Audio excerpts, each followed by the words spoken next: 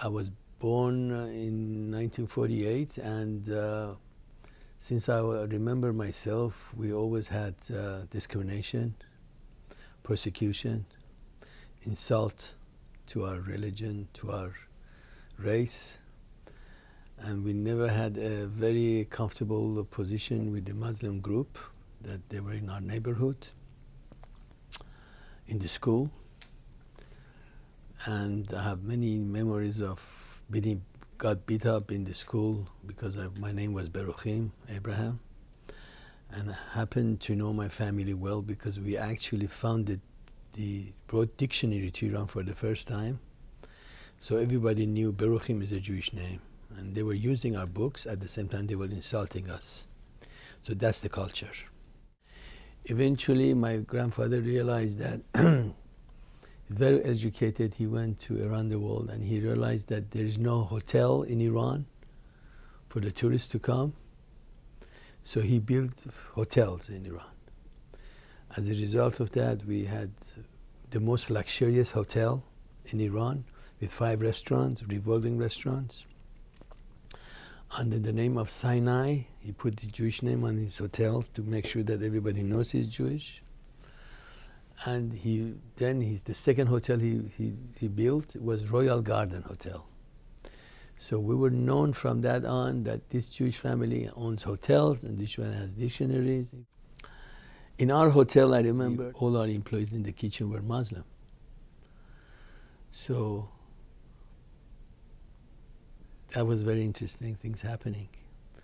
When I came to kitchen, they said, "Oh, you will be the future owner of this hotel. You must become a Muslim." I said, "What it takes to become a Muslim?" Then you have to say, "Ashhadu la ilaha illallah, ashhadu Muhammad Rasulullah" 3 times. Then you become a Muslim. Then you'll be okay. I can eat off of your plate. I can touch your plate. So I told them this. As of that time, they thought I was Muslim. In our own hotel, I said, "The son of the future of this hotel is a Muslim. Don't worry, don't bother this boy." And I think during the revolution, after the Khomeini came to power, the same people in the hotel saved my life because they were saving a Muslim life. So they didn't catch me, they catch my uncle, who was a year and a half younger, and they took him to prison, and finally, as you will see, they executed him and accused him of becoming, he was an American spy, which was not true. He was educated in the United States. And when he came back to his homeland, which is Iran, he went to serve the country. He became an officer. When he came out, revolution started, they took him to prison. And on the date that Begin claimed Jerusalem as the capital of Israel, it was September 31st, 1979. They executed him in the prison without any courts, without any judgment against him or anything. And when we asked him, "Why did you execute this man? To burn us out more, to punish us more?" They say it was a mistake. We shouldn't have done that. It was a mistake. It was somebody else we wanted to catch. So they're actually lying through their nose. They told me it was because of me he went to prison, because we both had Abraham Borokhim. So I felt very bad that if I'm supposed to go to prison, I should be in prison, not him. So I went back to the hotel. I said, "If they want to catch me, catch me. Why do you want to keep my uncle in the prison?" As soon as I come to the hotel, in the lobby of the hotel, everybody was shocked. How this guy is coming back to his own property. I showed myself to see who wants to catch me, catch me. Let the other guy go. If I'm calling me agent for United States, I must be the agent, not him.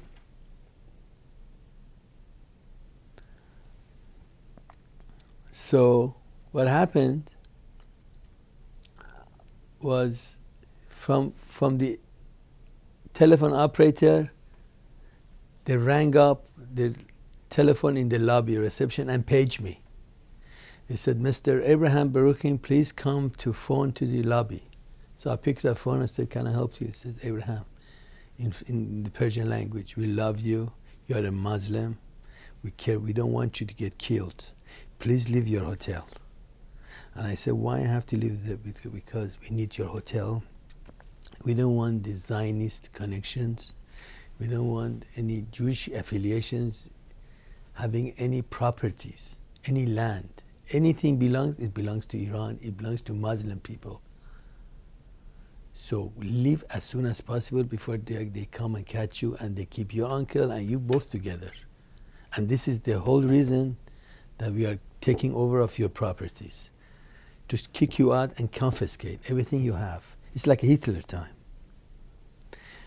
I got to my car and I left. I listened to them. That's how, it's just 3 sentences that I told them in the childhood when I was very young. Saved my life. Otherwise they would say, why not get another guy? They saved me. I was approached by American Embassy when I was underground not to be captured before I escaped to Iran by American Embassy. In American Embassy, at that time, there were a group of people who belonged to the consulate, left and went to Canadian Embassy. I think they made a movie under the name of Argo. So they left and they hid themselves in that embassy. They called me. They knew me where I was because I did a lot of transaction with them in terms of reservation of hotels, and they knew who I was.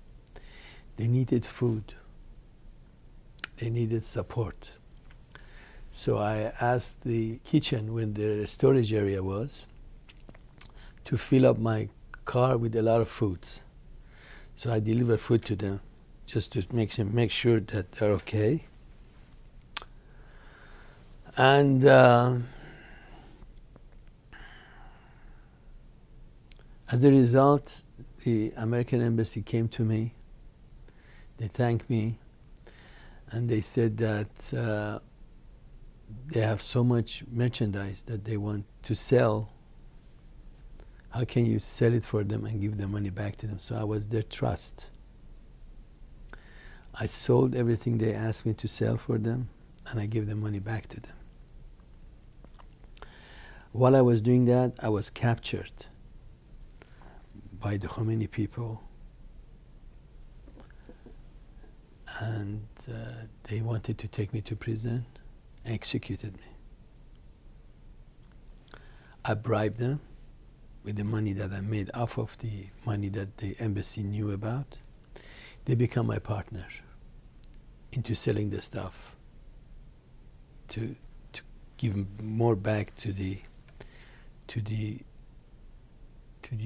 embassy. So he was actually a person from inside who was supporting me, and he became my bodyguard. So make sure that nothing happens to me, because he was benefiting as a partner into the deal. I opened the first sushi restaurant in Iran, and I was amazed to see a German fellow comes and have sushi every day.